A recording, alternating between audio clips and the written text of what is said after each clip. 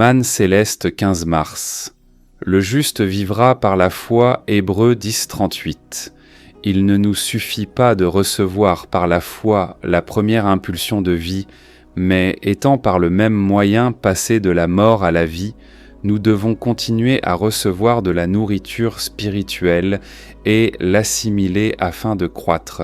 Il faut que nous marchions par la foi en suivant la direction du Saint-Esprit par la parole de vérité.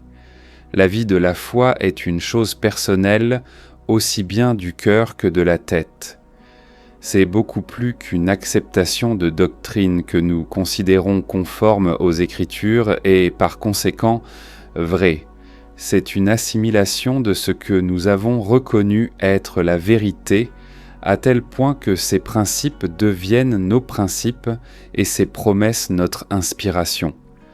Les efforts de l'homme dans la condition déchue pour gagner la vie éternelle par les œuvres se sont révélés désastreux.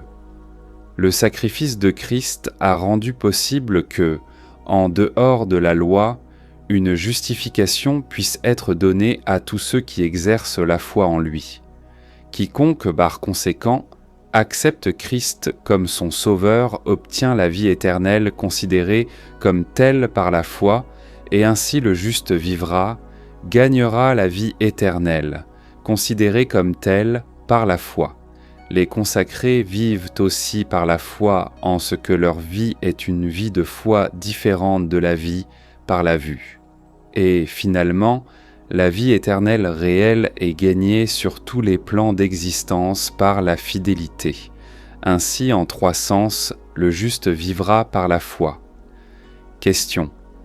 Ai-je vécu par la foi cette semaine? Qu'est-ce qui m'a été une aide ou un obstacle à ce sujet?